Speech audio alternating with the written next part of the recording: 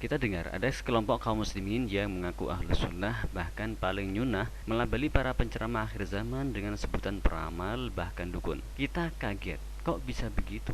Coba buat saya mengerti apa alasannya. Apa iya ustadz yang berceramah tentang akhir zaman itu ustadz dukun, bahkan ustadz peramal? Mari coba kita logika. Buang dulu sudut kita jauh-jauh, khususnya kepada para ustadz kita yang berani bicara tentang akhir zaman.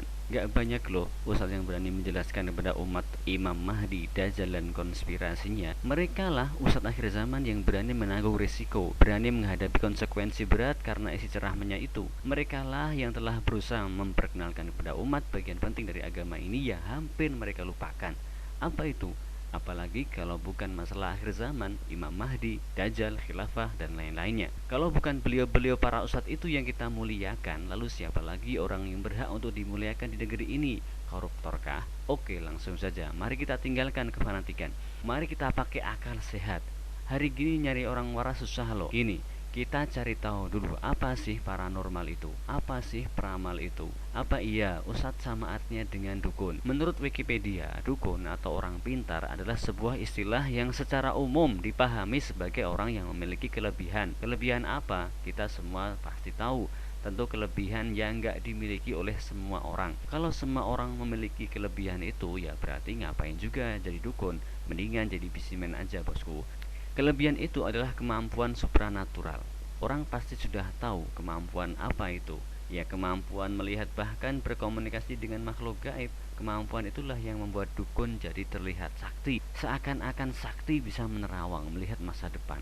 Bahkan konon katanya dukun bisa mengobati gangguan sihir, santet dan penyakit lainnya. Itulah dukun yang sayangnya masyarakat kita masih banyak yang suka pergi ke dukun.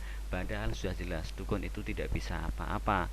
Yang bikin dia sakti atau terlihat sakti itu ya temennya makhluk gaib atau yang kita sebut jin atau setan. Yang kedua, peramal. Orang sudah sering dengar kata istilah peramal, tapi udah paham belum definisinya apa itu peramal?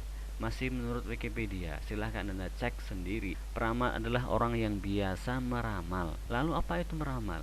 Meramal adalah usaha untuk mendapatkan pengetahuan atau jawaban atas suatu pertanyaan atau situasi melalui cara-cara okultisme atau ritual tertentu.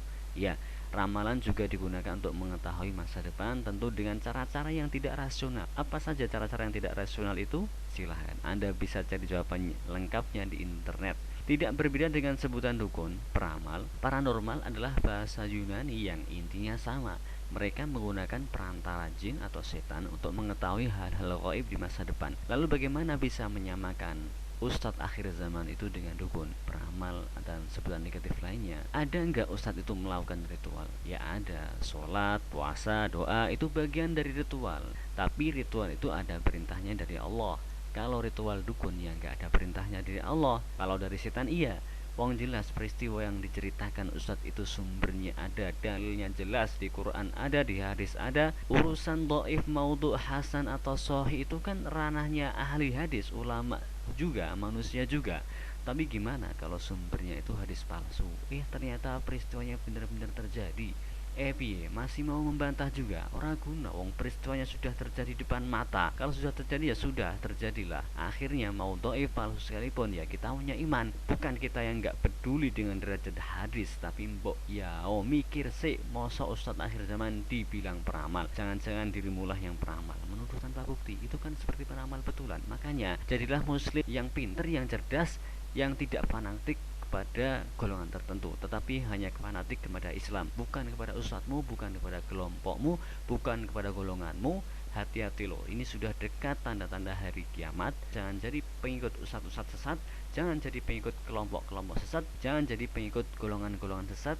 Insya Allah gak ada yang selamat kecuali pengikutnya Imam Mahdi, pengikutnya Nabi Isa, yang akan meneruskan otak-otaknya orang yang